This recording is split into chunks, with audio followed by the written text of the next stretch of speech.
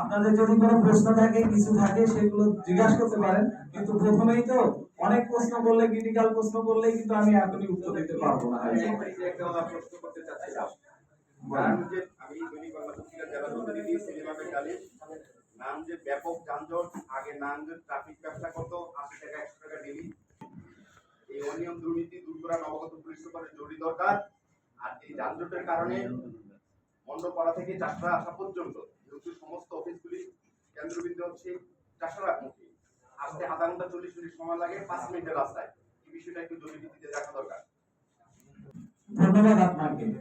আমি আসার প্রথম দিনেই আমি আমার ট্রাফিককে নিয়ে বসেছি, পাশাপাশি আমাদের অন্যান্য অফিসারদের নিয়ে বসেছিলাম, এবং আমি ওই দিনই আমি নির্দেশনা দিয়েছি কোথাও কোনো পুলিশের ট্রাফিক যদি চাঁদাবাজি করে, কোথাও টোকন সিস্টেম করে, আপনারা সরাসরি আমাকে বলবেন।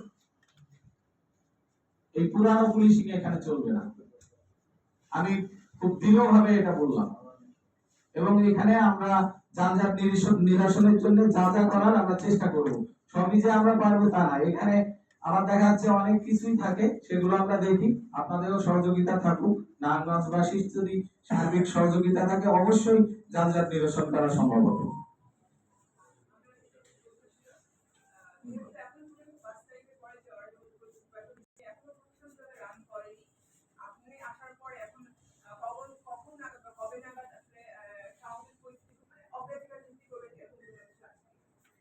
ধন্যবাদ আপনাকে। আমি সবার আগে আমি পুলিশের মনোবল বৃদ্ধিটাই হলো বড় কাজ। পুলিশ যে তার মনোবলটা হারাইছে, সেই মনোবলটা আগে ফিরাই। আগে তো মোটেই পুলিশ বের হচ্ছিল না, এখন আপনারা শুনে খুশি হবেন যে আমাদের সদর থানা কেন্দ্রিক পেট্রোল গুলো বের হচ্ছে। আস্তে ধীরে সমস্ত থানার কার্যক্রমই শুরু হবে, হয়তো সময় লাগবে, কোথাও একটু দুদিন বেশি একটু কম এভাবে সময় লাগবে, কিন্তু সবগুলো আশা করা যায় অচিরেই আর কি চালু হবে।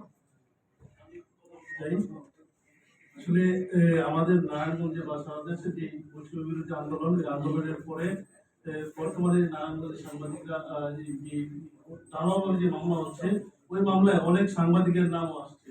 এই ব্যাপারটা আপনি একটু ভালোভাবে দেখবেন। আসলে সাংবাদিকরা কোনো দলের হয় না, সাংবাদিকরা মূলত সংবাদপত্রে কাজ করে। আমি যদি একটু অ্যাড করি, আমার আসলে ছিল এই জায়গাটা হচ্ছে যে